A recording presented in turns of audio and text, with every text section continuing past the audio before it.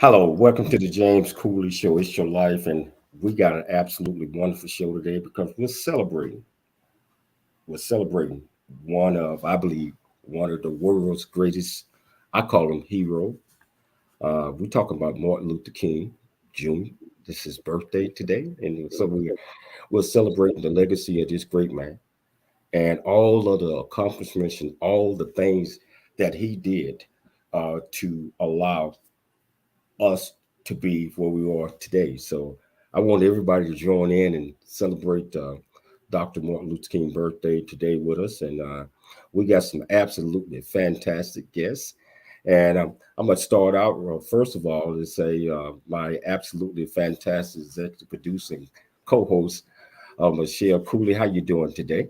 I'm doing great. I'm really excited about today, what we're doing, and how we're honoring Dr. Martin Luther King Jr. So I am doing great today. And I also got another co-host today, my very good friend, Dr. Telishia Berry. How you doing today? I am doing amazing, and I am here to celebrate Dr. Martin Luther King. It is a joy for me to be here. Thank you all for inviting me to be here. And Dr. Martin Luther King, when I think about him and this day, he was a just really about peace. And I love that about him. And our world today, we got so much going on that we need some peace. So I'm excited here to talk to these guests that we have, these two amazing men to talk about Dr. Martin Luther King Jr.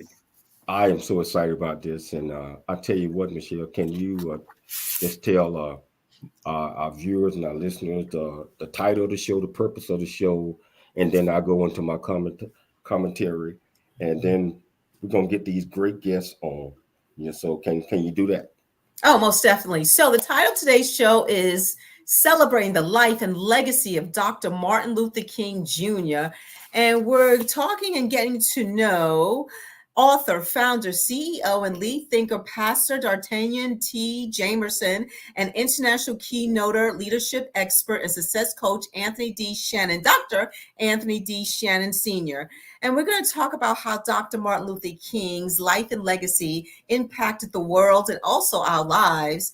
And we're going to talk with Pastor Jamerson. We're going to discuss his LBD Legacy Consulting Services and many other things that he's doing.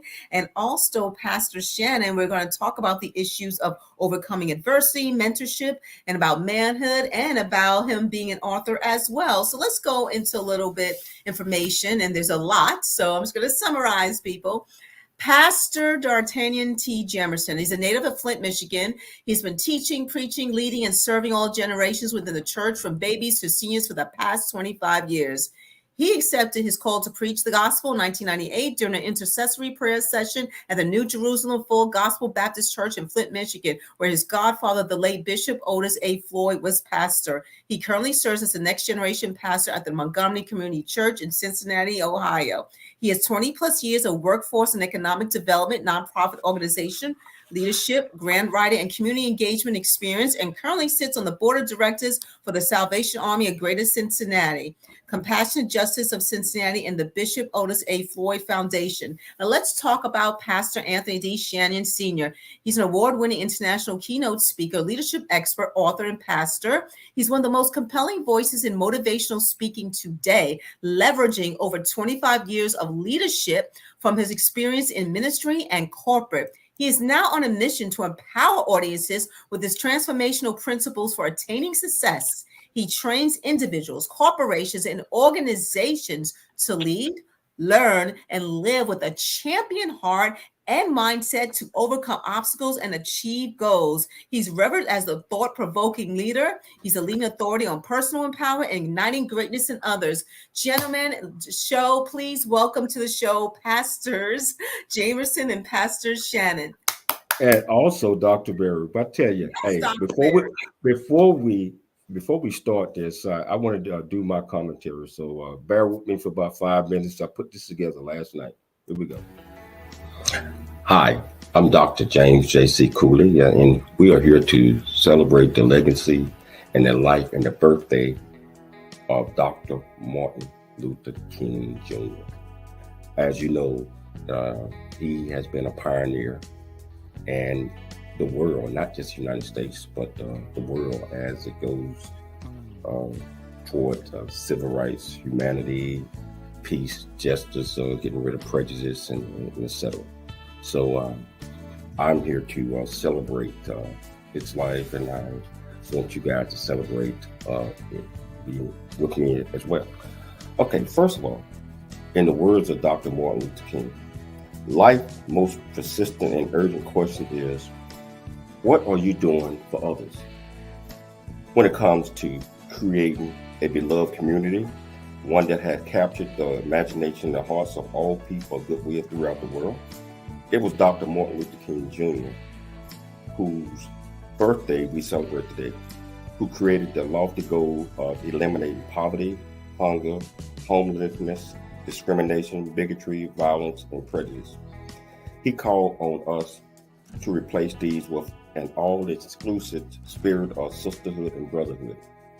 Let's remember that he taught that nonviolence is a way of life for cursed people, that we would be wiser to win friendship and understanding with each other, and learn to disagree or agree upon your differences. Let's ask ourselves this one question. What are we actually doing for others to help, to lift up, to inspire others? What stops us from just wishing Dr. Martin Luther King a happy birthday instead of actually living his dream?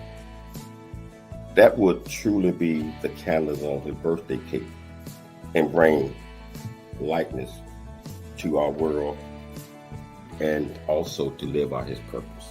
Some of the things I want to share with you about Dr. Martin Luther King. First of all, he was born January the 15th, 1929. He was born as Michael Luther King Jr. and later changed his name to Martin Luther King Jr. You know, his grandfather began a long line of pastors through the church, Ebenezer Baptist Community Church in Atlanta. Dr. Martin Luther King Jr. attended a segregated public school where he graduated from high school at the age of 15. He went on to graduate from college at the age of 19, and he completed his master's in divinity at the age of 21. He was accepted into Boston University, Koza Theology Seminary in Pennsylvania, where he pursued and completed his doctorate in 1955 at the age of 26 years of age. There, where he met his wife, Coretta Scott, and they had 2 boys and 2 girls. In December 1955, he accepted the leadership of the first great Negro nonviolence demonstration of contemporary times in the United States during the bus boycott. I think many of us remember that, where it lasted for 382 days until the Supreme Court stepped in and passed the segregation law that says that regardless of race, creed, or color, that everybody was created equal. Some of his major milestones that he accomplished in life, as I mentioned, 1955, the Montgomery boycott. 1957, he was the founder of the Southern Christian Leadership Conference. 1963, the Great March on Washington, D.C. 1964, he was very instrumental in making sure that the Civil Rights Act of 1964 was passed. He was the youngest person to ever win the Nobel Peace Prize at the age of 35 in 1964 as well. And he was very instrumental in 1965 Voting Rights Act. I know that was kind of long, but I think it was important that our listeners and our viewers were proud of beginning the conversation, that they know a little bit about this great man. You know, so Hey, I tell you, Telishia, you identified two absolutely fantastic guests to be on the show today. Why do you think it was so important? Because you identified, you said, JC, I want these two guys on the show to talk about Dr. Martin Luther King and talk about some of the things that they're doing. So, Telishia, can you tell our viewers and our listeners why these two great guys? Well, I know they are both phenomenal men of God and who have stood up and spoke out and done what is necessary to help build their people, their communities. And I thought they were the perfect guest to be on this Dr. Martin Luther King show today. Both of them have been inspiring to me. Especially both of them, Dr. D'Artagnan. Let me say Doctor. I'm calling you Doctor, but Dr. D'Artagnan. We go way back to blankets on the pew. Okay, we came and grew up in the same church. I'm so proud of him and to see what he is doing and all the accomplishments he has done. I thought it was a perfect opportunity. He's also part of the Heart of a Black Man book. The anthology that we are doing. And so I'm so proud and thankful that he is a part of that. And apostle, prophet, doctor, pastor, Shannon is doing some amazing work in Detroit. They're both from my hometown, home city, and hometown of Detroit and Flint, Michigan. So they definitely got an up from that. But I wanted to just make sure that we had some perfect guests for today, and I thought they were perfect for this opportunity to talk about Dr. Martin Luther King. I had an opportunity to chat with them just a little bit during the green room right before we came on the air, and it's intriguing. I know this is going to be an absolutely fantastic discussion. So, hey, gentlemen, welcome to the show. Welcome to the show. You know, welcome everybody, and Lottie Dottie, and to the saints and the ain'ts. We welcome all of them. and to mention that Dr. Martin Luther King was a frat brother. He crossed over as Alpha Phi Alpha. So we represent the black and gold, Dr. D'Artagnan and myself. Absolutely. So I want to start with both you guys and start with you first, Dr. Jameson. Why is it so important that we bring awareness to the public, to the world, about Dr. Martin Luther King and his birthday? Well, I think just as much as it's about his birthday gives us the platform to be able to celebrate him, right?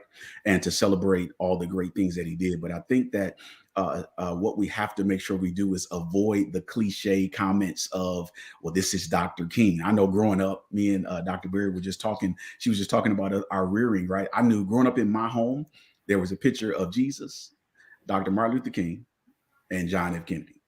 Those were the three pictures that you saw in the homes of older African Americans. My grandparents were 70 when I was born, and I've always heard about Dr. King. Now, my mother lived through that time, but my grandparents being 70 when I was born, I always heard about Dr. King and his marching, but I always heard about it from the perspective of unifying people. It was understood that he walked and he fought for the rights and privileges of African Americans. But the narrative that's often lost, Dr. Cooley, is that Dr. King was about everyone. Dr. King was fighting for rights and privileges and changing policies that would benefit the whole, but absolutely those that were being denied African Americans. So I believe that it's imperative for us absolutely to take the time on his birthday to remember, but I think that that's one day out of 365. The other 364, we need to be cognizant of the things that we must do from our perspective, from our spheres of influence, from the places where we have authority, if you will, and power. A really good friend of mine, frat brother, always says, dominate your lane. So I think that if we understand where we are, the influence we have in the different spaces and the different avenues we walk, that we do our best to dominate that space, to make sure that what we do not only continues Dr. King's legacy, but we build on it because it was absolutely a firm foundation. Wow. You know, hey, Dr. Shannon, I'm gonna ask you the same question, but I'm gonna pick that up right after the break. We got to take a break right now, but when we come back, we're gonna get Dr. Shannon's point of view, And we're also going to dive off into these discussions, talk a little bit more about Dr. Martin Luther King, and also talk about these two great gentlemen here. If you want to be part of the conversation, all you have to do is go to the comments, ask any question that you like, and I promise I'll get it on the screen and we'll get you an answer. Remember, it's your life. We'll be back shortly after the break.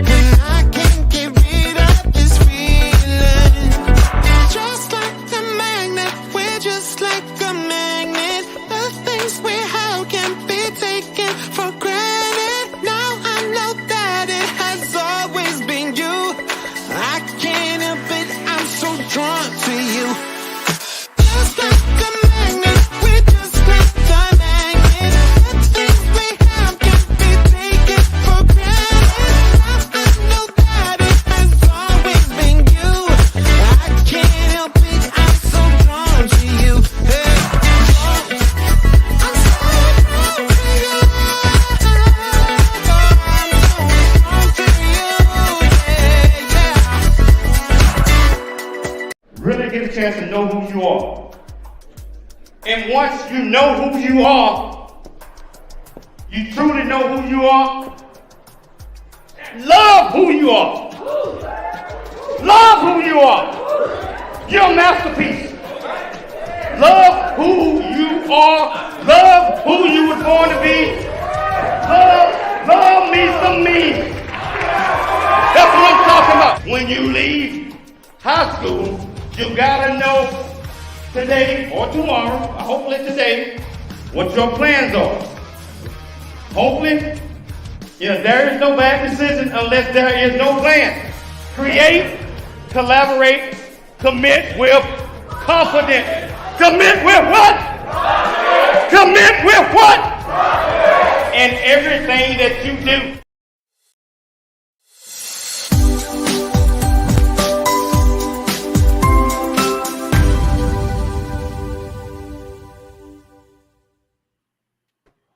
Hello, welcome back to the James Cooley Show. It's your life, and I tell you, this is so exciting because of this day and this great gentleman that we're celebrating today. It's so important that we understand the sacrifices, the things that he led and opened up the legacy for many of us to be doing the things that we're doing today and for our future generations to come. So if you want to be part of the conversation, just go to the comments and just ask any questions that you want. I promise to get it up.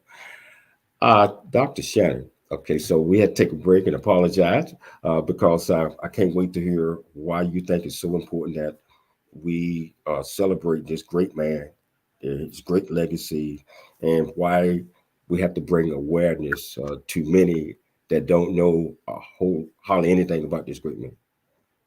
Well, first of all, let's say it this way, that no other figure is more closely identified with the mid-20th century struggle for civil rights than Dr. Martin Luther King Jr.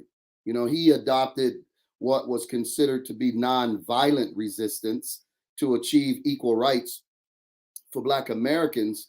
And then, of course, he earned a Nobel Peace Prize in, I think it was 1964. But he went on to fight for justice and peaceful protests that now, even today, has caused other groups to be able to ride up on that. The LGBTQ community, other groups, Iranian people, Mexican people have all rolled up on the legacy of what Dr. Martin Luther King fought for. If he had not fought for this to achieve this in these United States of America, I don't know if other minority groups would be here in these United States. Wow. So, Pastor Jamerson, question. One of Dr. King's quotes was, "Everybody can be great because everybody can serve."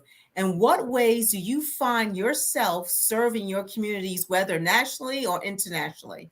So that is something that I absolutely abide by. In ministry and in life, there's always an opportunity to serve if you're paying attention for it. And where I lead here and where I've led before, we've done everything from traveling to other cities and other states to do mission work, to paint houses, to move homes, to help hand out clothes, to hand out food, to feed the homeless, right? And then we don't take pictures and post it. Okay, because true service isn't about who sees you serving, but about the fact that you are serving. So I want to be found serving and not seen serving. And when I say found serving, I want people to step up on it and just kind of walk into it. But the intentionality behind doing it, behind planning to do it, behind embracing the opportunity to give to people. Jesus walked and gave to everybody he encountered. He gave to the people that people didn't think were deserving. He sat and ate with people who other people didn't think were deserving. So here in this country, the ministry here, we sponsor children as far away as Rwanda and Haiti. We handpacked over 200,000 meals just this past year in support and partnership with Hands Against Hunger. That collaboration is something we do every year. But then we take our student and young ministry, our youth ministry, 7th grade through 12th grade. Every year we go on a mission trip and we pick different cities just around the United States to go in and help. Whatever community is needed, has a need, that's the community that we go and typically make a point to serve, because we ought to be found serving. And we ought not serve to be seen, but we want to be found serving, because I believe that's the mandate. And that's how we continue to bridge the gap between communities that don't always talk, who don't look the same, don't communicate the same way, and don't have the same resources. But we ought to make sure that we're doing our best to serve and not always look to be served. Wow. Dr. Shannon, question. So, Dr. King was all about nonviolence. And there are a lot of protests today in which violence is used to make a point. In your opinion, in what ways can people learn from Dr. King on making a difference without violent protests? Oh, yeah. There were, we had Malcolm X who said, hey, by any means necessary, get it done. You know what I'm saying? And so there are people that do believe that an eye for an eye, tooth for a tooth. But we found out that when a person gets into revenge or they get into that type of bitterness, it never stops. And so when someone wants to kill you, you got to kill them, your grandfather, great grandfather, then your kids get mad. They want to do something. And so there's other ways around that. That way around that is intelligence, it's knowledge, it's information, it's serving, as D'Artagnan said so clearly and articulately. And that's what really, when people get more information and they get to deliberate and matriculate, they do better. My grandmother used to say, when you know better, you do better. But because most people are ignorant, and I don't say that to put people down, ignorant just simply means I don't know.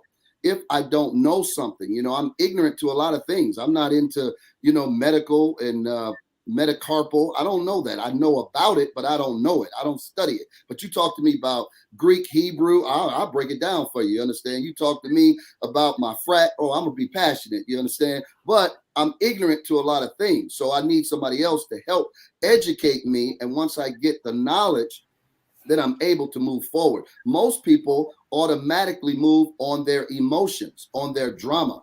And when you move on drama, emotion without intelligence, you get fights. Not only you get fights, you get killings, you get murders. You follow me? And so we go ahead and teach young men this through our mentoring program called Men of Destiny. That's what we do. We teach these young guys, hard guys, who or believe that they hard, that once they get the information, you'll be surprised how they become men.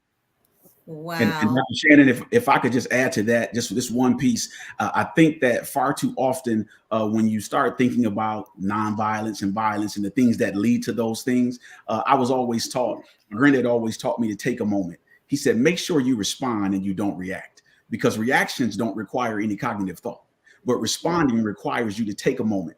And that might be 5 to 10 seconds. You'd be amazed at how much you can process in a 10-second time frame to know whether you should or not do something. And being able to be a responder rather than a reactionary person really changes the game on a lot of the situations we see taking place in our society today. Absolutely. Great point. Dr. Berry, you're up. Dr. Berry, we can't hear you. We can't hear you. Uh, Talisha, Dr. Berry, we can't hear you. You can't Yes. hear me? Yes. I didn't touch anything. Okay, I have a question for, let's say, Pastor Shannon. You mentioned Men of Destiny. Is that what your organization, Men of Destiny, and mentoring young men? Yes. How important is it to mentor young men in our communities, and what has been some of the results you've had? Well, you know, I'm going to tell you the truth, that I don't believe that our society as a whole is equipped to empower and encourage men, especially young African-American men, but men in particular, because men are taught you can't cry. Men are taught, you know, stop that, be tough. So, I mean, what am I supposed to do with my emotions? If I lost my mother, I lost something, and I'm feeling it. Okay, and I got to suck it up. I got to deal with it. So men are used to sucking things up, not communicating, not talking, not having, I mean, if they're around their boys, they're not really getting into a lot of deep conversations. Now you get a woman, she gonna tell you how many kids she got, how old they are, how when they were born, how long they were, what they weighed. A man, he gonna say, "What's up, bro? You all right? Where you work? Okay, cool," and that's it. So it's important for us to mentor the young men, to teach them about who they are, and to let them know when they are a man. Because most of the men, when I worked in a prison system, in Florence prison, and I worked on the outside, I worked on a yard, open yard, supermax unit. I worked on it, you name it. And I remember most of the men telling me they never heard a man call them a man.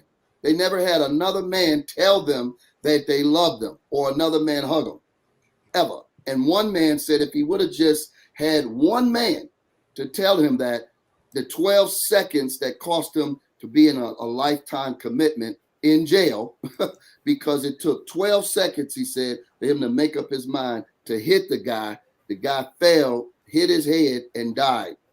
He said it was 12 seconds that put him in prison for the rest of his life.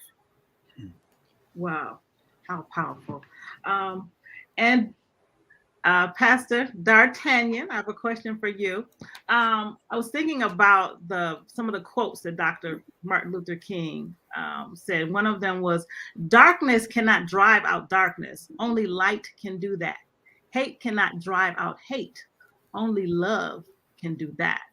Absolutely. What is your take on that, and how would you further explain that to a younger generation? So I'm a preacher, right? So everybody that's on this line is sitting in a chair. Just peek under your chair and tell me if you see light or you see a shadow. Mm-hmm. Do you see light or do you see a shadow under your chair? Go and look, Dr. Berry. Is it light down there or is it a shadow? You see you see darkness, right? Yeah. The reason you see darkness is because you have a light on. I have this ring light on right here for this session, this interview today. So behind me there are shadows. See, light drives darkness away. Okay, even the Bible tells us that light and darkness cannot stand in the same place. Some argue that the sun refused to shine for 3 hours when Jesus was on the cross because God couldn't stand to look at his son with all of our sin on him. Right. So the truth is behind what Dr. King said, the great orator that he was, is absolutely that it takes light to drive out darkness. So no matter where you are, if you think you're the only light in the room, guess what? Turn all the lights out and strike a match. Everybody will be able to see that light. So I charge people to say that according to what Dr. King said, we should live that. According to what the scripture said, we should live that. Walk in the room and be light. OK, and then don't apologize for your confidence bruising someone's ego because they mistake it for arrogance. Wow. Wow. Amen. I'm just sitting back, just listening to all of these great conversations that we're having. And it's just absolutely amazing because, you put a lot of like minds in the room and then you start talking about valid points that we all, regardless of whether you're black, white, pink, gold, or purple, that we all should have an understanding, and we all should understand love, not hate. We all should be open-minded, and we all should just come together and, just work together as a team. And I think that's what some of the things that Dr. Martin Luther King represented during his lifetime. Yeah, we're going to take a station break, but we're going to come back and we're going to pick it up again because this is interesting. And if you want to be part of this conversation, just go to the comments and just ask anybody on this panel any question you want to. It's your life. We'll be back shortly after the break.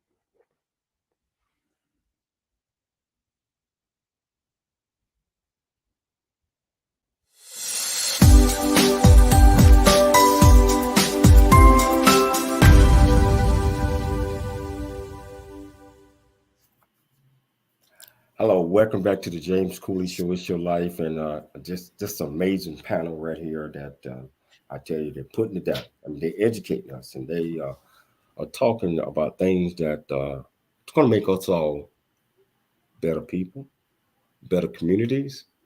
It's going to make this a better world if we just follow the examples that Dr. Martin Luther King created and left for us to follow. Yeah, so if you want to be part of this conversation, just go to the comments, ask any questions that you have, and I promise one of us will get you an answer. So I'm gonna send it back to you, Dr. Berry, to open up this segment with questions that you might have. All right. Well, I'd like to ask Dr. Anthony Shannon a question. Again, it's about one of the quotes from Dr. Martin Luther King. It says, "We shall overcome because the arc of the moral universe is long, but it bends towards justice." When you think of that quote, when you hear that quote, how can you further explain that to a congregation of what really Dr. King really meant by that? Well, I think we have to understand too of the time of what he was coming through. We were coming through a major transition in the 20th century. Not only were we coming through major transitions, you think about it, we were talking about separation. Blacks couldn't walk into, the front door of a restaurant, couldn't sit in front of white folks. And yet, people was asking questions. So here he is fighting that, trying to bring some type of expectation that people are going to come out. People are going to win. How do they going to win when it seemed like the Constitution of the United States of where you're born in is against you. If the police against you, if everything's against you. And so he begins to give this hope narrative to let people know from this perspective. And that is this: understand that everybody is born to solve a answer which causes a problem to be solved. I think people mistake problems for issues. Problems are already created to be solved. If you got a plumbing problem, somebody can solve that. You got a technology problem, somebody can solve that. Problems add to your life. People don't realize that. When you have a math problem, once you conquer it, you increase. Once you conquer the problem, you solve. But when it becomes an issue, you didn't solve it. You didn't pay attention to it. Now it becomes an issue. Dr. Martin Luther King saw that there were some issues, and he had to get rid of the issues to create the problems so people can see, listen, this wind is bending towards you. You have been created to solve this problem. And if you've been created to solve the problem, just like D'Artagnan said, if you look up under, there's dark under your seat. But guess what? You put that light on, it erases that darkness. So there's always a wind beneath us. There's always a God who's above us, who's saying, look, I have not allowed darkness to swallow me up. And as long as I'm here, and as long as one person is here, then guess what? That wind gonna always blow towards you. Wow. Pastor Jamerson, you are a published author, CEO of your own consulting business. Can you tell us a little bit about how did you come to launch LBD Legacy Consulting, and what kind of services does it provide? So with having more than 25 years of nonprofit grant writing, workforce economic development experience, there are so many things that I've been exposed to. And one thing I found after going into full-time ministry was that there are a lot of organizations, faith-based or regular nonprofits or first-time businesses that just simply don't understand how to get these things done, right? And I know when I worked at the college, when I worked at the Urban League of Flint, I know what we paid grant writers. So I made sure I just came in, I beat those prices, and I gave people more information to help them understand what it means to really vision cast, what it means to really set goals and really project what it is you want your organization to do in the community, or what you want your church to be able to do in the community. So really giving them all the information that they need up front. And I took all of my talents and everything that I've done before, and the reality and the fact that I have helped secure more than $50 million in grants for organizations, city, municipalities, and other things. Worked with everyone from HUD to the Department of Labor, and be able to bring that into the communities of the people that I serve, and then help them understand how they secure those dollars and help those dollars create economic development and community engagement. So I took it upon myself. LBD stands for Lucius, Beatrice, and Denise. Lucius was my grandfather, Beatrice was my grandmother, and Denise was my mother. Legacy Consulting, because this will be part of their legacy, because I am their legacy. So I'm able to touch people all across the country with these abilities that I have, and God's favored me. And I said, what better way to do this and aid not only my community, but any community that is in need through the work of LBD Legacy Consulting. And I do everything from DEI training to organizational development, organizational leadership training. If you name it, I can script it and we can get it done. So my title, I am the founder and CEO, but my title with LBD is the lead thinker. So that's what I do. And I'm excited about being able to do that work for so many organizations across the country. Wow, that's really amazing. Now, Pastor Shannon, you have a consulting group as well, Anthony D. Shannon Consulting Group. Can you tell us a little bit about that? Absolutely. The Anthony D. Shannon Consulting Group, I worked over 25 to 30 years in industry. And I worked in the human resources and payroll and helping people get their benefits, all the companies. So at the end, when I left, I was the vice president of sales and marketing.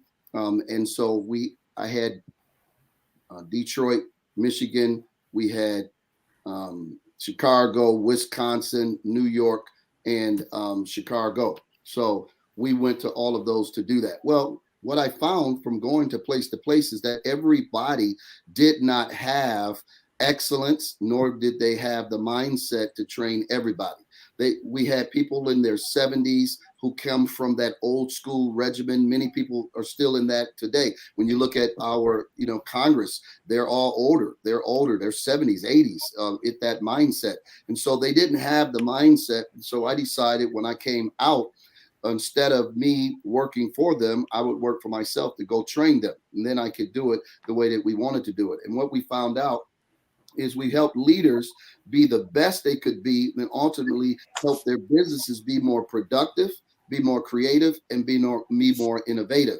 And the reason we were able to do that is because sometimes people learn differently. And because I had opportunity to overcome a learning disorder, a speech impediment when I was younger, it taught me how that every person has the capacity to learn. People just need to know their rate of learning. Once I figured that out and learned it and then mastered it, I then went into the corporations and began to teach them. Where they had people that was on the fence or they had written them up, I said, let me have them for about 90 days. Let me have these people.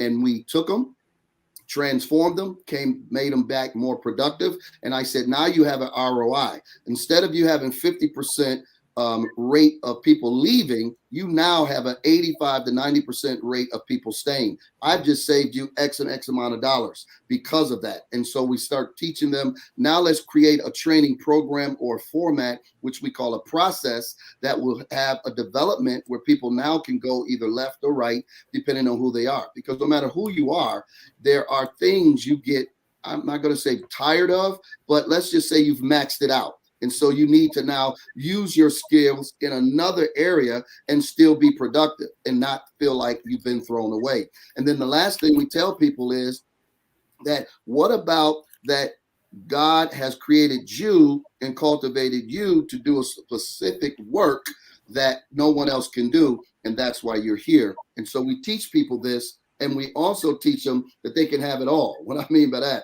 they can have their business, they can have God and their family without losing it. Because in corporate, it's either all of us, then you lose your family. You can't bring in God, you can't bring in this. And yet we teach them you can have it all. And if you can have it all, then you'll be more productive, and now you'll be more balanced and produce better in the long run. Wow, that is absolutely fantastic. That we are teaching, we're training, we're educating, we're inspiring others so that they can be better. We're going to take a station break. We're going to come back and we're going to pick it up. And so if you want to be part of this great conversation with this, with these great folks, all you do is go to the comments and we'll get your question on. We'll get you an answer. It's your life. I'm Dr. James J.C. Cooley. We'll be back shortly after the break.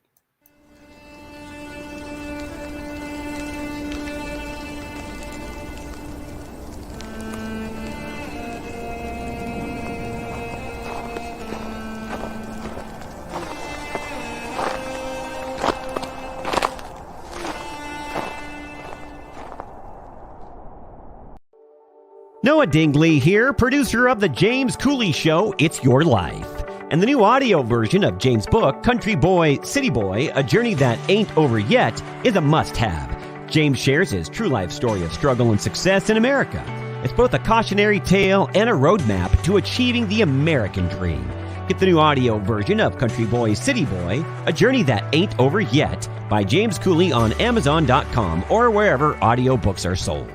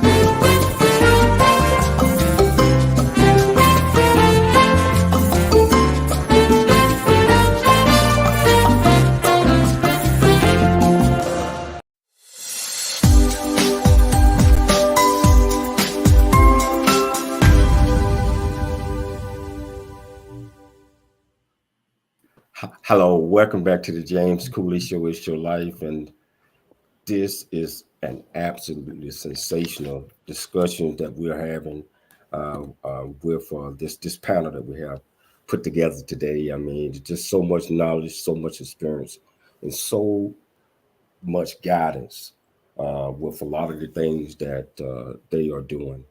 And it's all God's work. It's all God's work, I believe. And we have to continue to have positive thoughts, positive thinking, and have to be able to step out our comfort zone every now and then. Many times we don't want to do that, and we get stuck in a rut. But as you see with this panel, everybody at one stage or another stepped out their comfort zone and to discover their purpose. And I think that's what we have to do as well. So if you want to be part of this conversation, just reach out, ask any question you like, and I get it on the board. I want to change the topic a little bit about because I know Telishia, you got many books out. These two gentlemen got books out and got other books coming out real soon. So I want to start off with you, Dr. Shannon. What publications do you have coming out or that you already got out as well? Well, let's just say this, that first of all, Telishia Berry is a wonderful businesswoman. And I thank God that she's following the path of Dr. Martin Luther King that says to, everybody can serve and be great. And that's what she's doing. She could just be all consuming upon herself, but she opens it up for others. And then this newest thing of the anthology with Christian courageous men and men of all statures doing something, I think is phenomenal. And so just to be a part of that and to help push that as a catalyst is phenomenal. And that right there, looking forward to that coming out, and to thank her for even thinking of us to put us in the publication. So I want to give that shout out because, a lot of people get amnesia. They forget things. You help people, you say things to people, you prophesy to people, and people forget. They act like they did it all by themselves. But I always thank God and applaud people who can remember and who are thankful and grateful, because that means that they're really great themselves. They have greatness on the inside. And so we put out a book last year, especially coming out of the pandemic, called Unshakable. Standing strong when things go wrong, teaching people how to overcome and weather the storm, how not to quit, how not to give up, and how not to cave in no matter what they're going through, and help them with family problems, temptations, career challenges, illnesses. We lost my mother, then my auntie, then my other auntie, all in a span of several months. So it was tough, man. And I don't care how strong you think you are. Everybody needs somebody to talk to, share with them. Even the Bible say 2 is better than 1. So we decided to put that book out called Unshakable. And then, of course, we did a collaboration with Les Brown and Cheryl Woods, and we came up with The Undeniable Impact. That's an encouraging book for leaders. And then, of course, the other book we put out called Live Generously. That's our motto, because that's what our academy is about. Leaders Live Generously Academy, teaching them how to have it all in the balance of their lives and live generously, teaching people what to do with their money and why they should do or help people with their money, why they should give to God, what's the purpose of it. When I was a kid, I grew up Baptist, and all I knew is they put the table down and they would give money. And every week it was short. I didn't know why it was short. They just say, hey, give me $5, give me 5 cents, but nobody taught me. So, when I became a teacher of the gospel, I began to teach people, why they should be giving. And then what happens after you give, what should you expect? And then once you start getting the increase and you're starting getting your careers and you started getting money, what you should do with it and why you should do with it. And we put it in a book called Live Generously. And all of them you can go to our website, the Victory Church, int.org to get the book. And you can also go to Anthony D. Shannon Consulting Group. Thank you, Pastor Shannon. Dr. And Pastor Jamerson, can you tell us about your book, Call Me Ishmael? So Call Me Ishmael, Defying the Odds. In short, it's about my life. And in many ways, it mirrors the life of Ishmael, Abraham's first son. right? You know, the storyline really in my inaugural writing, this original project of mine, workbook and book, I was born, it's a storyline really. I was born to my mom and a father who was actually married to someone else at the time. I've gone my entire life unclaimed and denied by him. God set me on this path with this gift I refer to as the father's anointing, because even children who have fathers in the home sometimes have something missing. Sometimes they have a dad and not a father. Okay, and God gave me this ability to be in a space where I am that supporting discipler for the family who is the lead discipler. You know, I've been resilient at every turn in my life for the most part, and I owe that all to God. It hasn't been easy, but he's always given me grace, and he's always been faithful to me in the things that I've done. And then I've defied all odds. Growing up, a young Black boy on the north side of an inner city, although I loved my city, you know, a lot of things you could get into. Single mom. Okay, I beat every statistic. Never been locked up, never been in jail, never been in trouble with the law. And God has been faithful in all of that, no matter how I stumbled, no matter how I didn't get things right all the time. I like to tell people God kept me safe till he could get me saved. And now I try to live my life that way. In my imperfections, I try to live them that way. So Call Me Ishmael is a declaration that you can overcome. And people that read that, they don't have to have been raised by a single parent. They don't have to have been rejected or denied by a parent. But there are things throughout that book, that writing that will resonate with a lot. It's been used in ministries for men and women re-entering from rehabilitation centers, from incarceration, as far as from here to Germany. And we've gotten great reviews from it. So I think it's a blessing. I'm excited to share that with people. And I know that it's been encouraging people. Wow. Yeah, when you're educating and when you're having fun, time passes by. We got the better part about 2.5 minutes, but I do want to ask this question of all of you: is what? And we'll start off with you, Pastor Jameson. What would you like for your legacy to be? And 30 seconds or 40 seconds or less. 30 seconds, 40 seconds or less. A man that loved God, an imperfect man that loved God and did as much as he could to be an example for God. Mahatma Gandhi said that your Jesus Christ I like, but you Christians not so much, because not everybody doesn't live up to what Jesus represented. So if at the end of the day, people can say he loved God, we saw him love Jesus, and we saw him love people, even in his imperfections, I'm happy with that. Wow. What about you, Dr. Anthony? Yeah, I tell people all the time that I want my legacy to be that I was a catalyst to help you get to your destiny, that get clear on your lane, be specific, and use your DNA, not someone else's, use yours. Dr. Berry? Wow, I could say a lot, but give me 30 seconds. I would say definitely a woman of God who believed in supporting those who are out there working to build a community, that I would be the one that bond with people to help bring everybody to where they wanted to be, that live their dreams. That is who I am. That is the foundation even of Courageous Woman, Courageous Men, and everything that I do is to just always be there to make an impact and to soar and to help other people. And real quickly, Dr. Berry, we got a collaboration. You got one coming out. Can you take about 30 seconds to tell them about the upcoming collaboration that's coming out? But I think both the gentlemen and myself are in as well.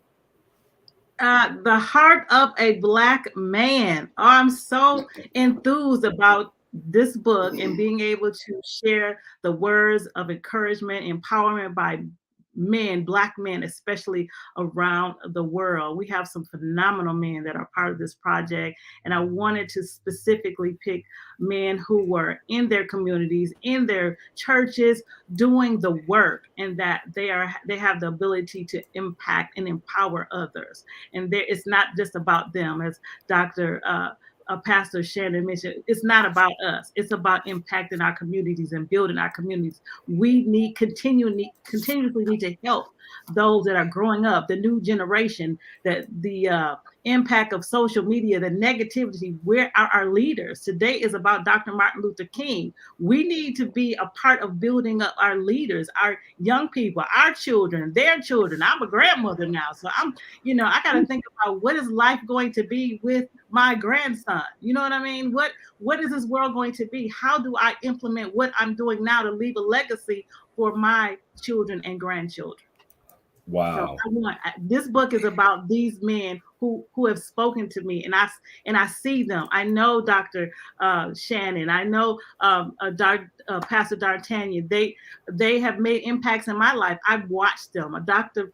Shannon have prophesied on me, and it's being manifested today. So I know that these men are going to be phenomenal. It's not just about the book. It's about the impact that it's going to make around the world. Wow. We just ran out of time. We got to do this again. This was so powerful and so needed. And I want to thank each and every last one of you for taking the time to come on the James Cooley Show. It's Your Life. Absolute pleasure. Powerful show. I'd like to thank Dr. Cooley for putting together this program. She always put together great programs. Dr. Berry, I love you. I love you. All the great things you're doing. Most importantly, our listeners out there, listeners and viewers, thank you so much for watching the James Cooley Show. We'll be back tomorrow, same time, same place. Remember, dream big, think big, and be big at everything you do. It's your life. I'm Dr. James J.C. Cooley.